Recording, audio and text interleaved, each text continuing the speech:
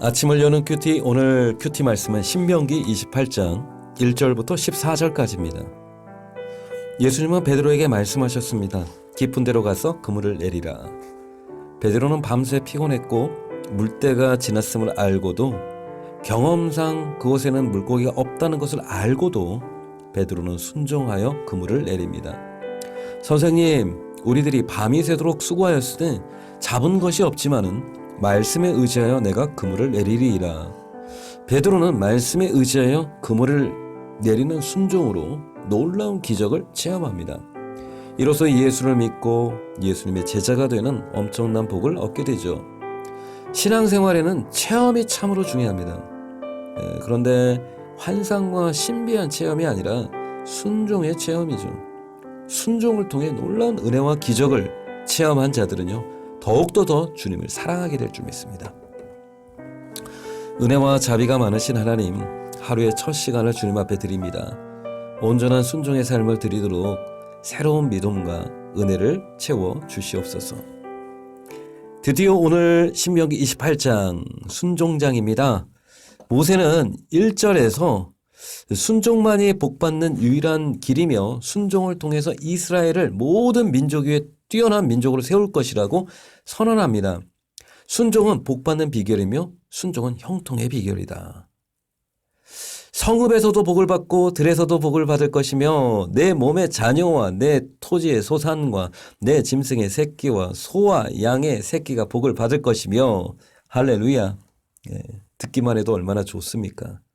5절에도요.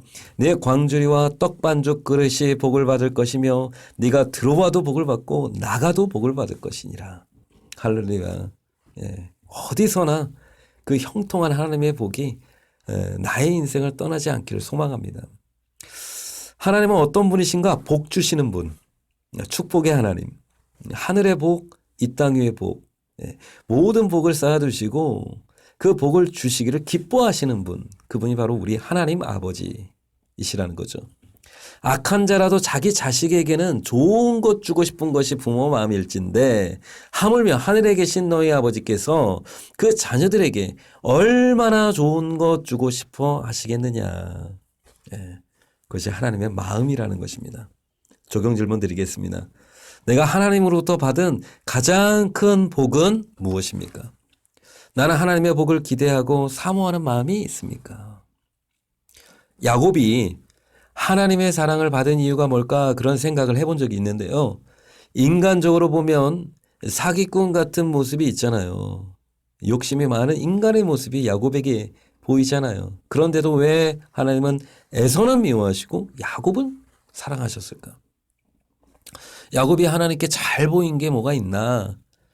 근데요, 야곱이 잘한 게 한 가지 있습니다. 야곱은요, 하나님의 복을 열망했던 사람이었다는 겁니다. 장자권, 아버지의 축복, 영적인 축복을 사모했던 사람이죠.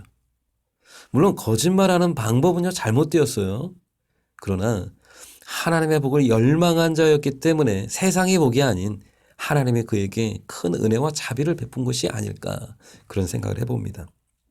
오늘 말씀에는 순종하는 자에게 주시는 하나님의 복은 때와 장소를 초월하고 삶의 모든 영역으로 확장되어 가고 있습니다.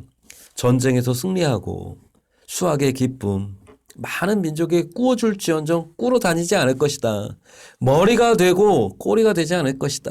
이 모든 것은 순종하는 하나님의 백성에게 약속하신 풍성한 복이죠. 이처럼 세상과 구별된 하나님의 백성들이 축복을 누리는 길은 순종, 말씀 앞에 순종하는 것 외에는 없다는 것입니다. 적용 질문 드리겠습니다. 순종하기 어려운 상황이었는데도 믿음으로 순종했던 적이 있습니까? 그때 받은 하나님의 은혜와 축복이 무엇이었습니까? 순종할 수 있는 힘과 담대함을 얻기 위해서 내가 오늘 노력해야 할 것은 무엇입니까? 순종이란 자신의 뜻을 버리고 하나님의 뜻을 행하는 것입니다. 그래서 순종은 결코 쉽지가 않습니다. 어렵습니다. 그러나 그렇기 때문에 하나님 앞에 귀한 것이 순종이죠. 그래서 순종하는 자에게 하나님 복을 주시고 그들을 사랑하시는 겁니다. 한편 불순종은 인간의 본성이죠. 아이를 키워본 부모라면 누구나 경험한 일입니다만 어린아이들이 엄마 다음으로 빨리 배우는 말이 있는데 싫어. 싫어. 불순종은 자연스러운 겁니다. 인간에게. 불순종을 위해서는 우리는 노력할 필요도 없고요. 순종할 필요도 없는 것입니다. 반면에 순종하는 것은 우리의 본성이 아닙니다. 우리의 본성을 거스르는 일이에요. 예수님의 본성이죠. 그래서 우리는 순종하기 위해서는 순종을 배워야 합니다. 순종을 훈련해야 합니다.